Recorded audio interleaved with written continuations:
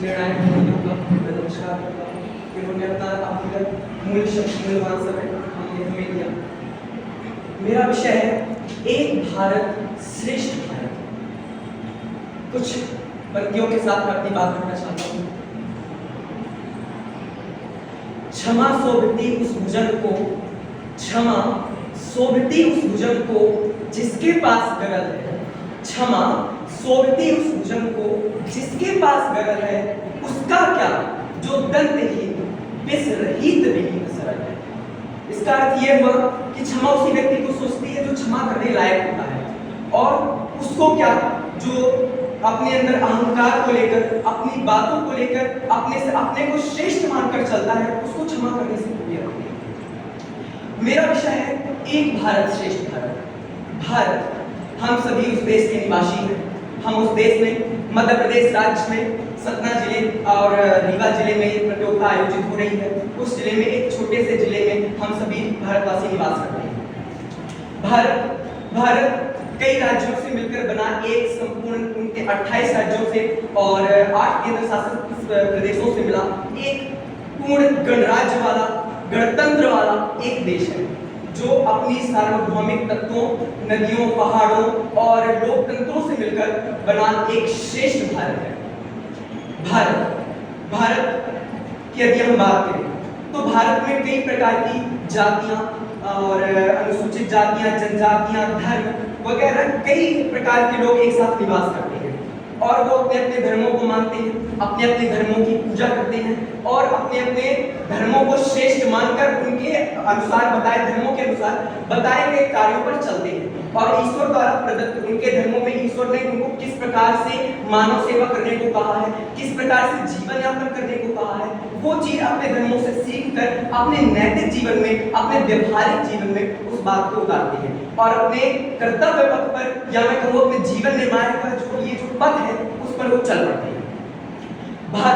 भारत में कई प्रकार के लोग, उनका कई प्रकार का धर्म, उनके कई प्रकार की विचारधारा, लेकिन उन विचारधाराओं में कहीं ना कहीं एक बात ये सामने आती है कि उन सभी का जो मोटिव है, उनकी जो एक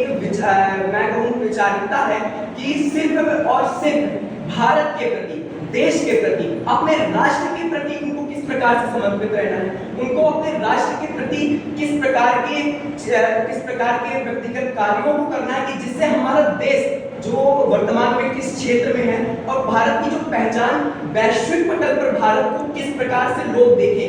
सिर्फ और सिर्फ वहाँ के भारतवासी निवासी ही तय कर सकते हैं। हम सब भारत के निवासी हैं, हम सब बच्चे उस देश के भविष्य, और हमारा सिर्फ और कहीं ना कहीं जो हमारा समाज है वो हमें देखता है, वो हमारी वो नजरें दौड़ाए हुए हैं कि हम किस प्रकार से, आने वाली जो पीढ़ियां हैं वो किस प्रकार से भारत को वैश्विक पटल पर,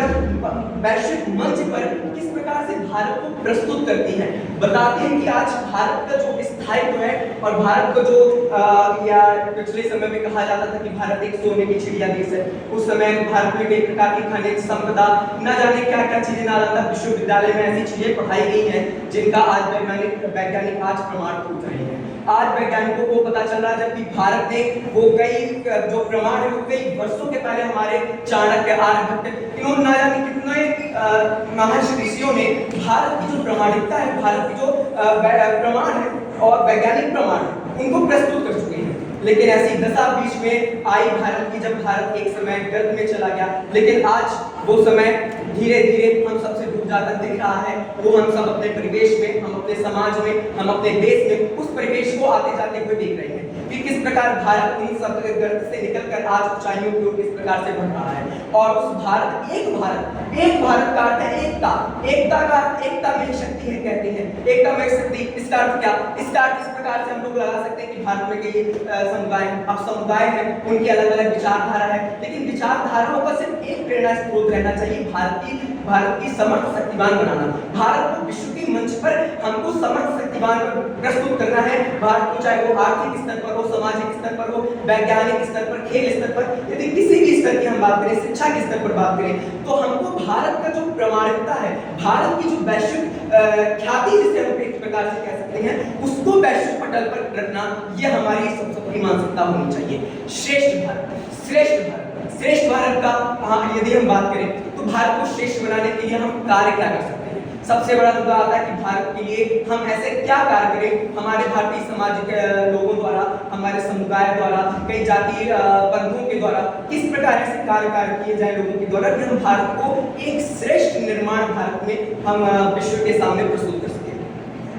उसके लिए हम एक विचारधारा अपना सकते हैं। हम अपने देश के लिए हमारे बचपन में ऐसा कर सकते हैं कि हम शिक्षा के क्षेत्र में, स्वास्थ्य के क्षेत्र में, इन सभी में हम यदि हम कार्य करें, स्वास्थ्य के क्षेत्र में यदि हम कार्य करने से भारत श्रेष्ठ कैसे बन सकता है, तो उसका जुड़ाव कहीं ना कहीं इस प्रकार से देखा जा सकता है कि यदि कोई व्यक्ति स्वस्थ है तो उसका मानसिक संतुलन यदि स्थिर है, यदि कोई अच्छी सामाजिक सोच रख सकता है, यदि हाथ पैर मस्तिष्क से पूर्ण तरीके से स्वस्थ है, तो वो अपने देश के लिए, अपने लिए कहीं ना कहीं कुछ बेहतर सोच सकता है। यदि वो अपने लिए बेहतर सोचेगा तो वो उसका जो कार्य है वो देश को समर्पित है, और वो जो देश को समर्पित है तो वो फिर देश को उससे प्रगति मिलेगी, फिर उसका जो बनाया गया, उसके द्वारा सोचा गया जो कार्य प्रणाली है वो वैश्विक पटल पर, और भारत उसको विश्व में आयात करके, निर्यात करके, या मैं कहूँ किसी भी प्रकार से उसको अपने सामने रख सकता है। इससे क्या होगा,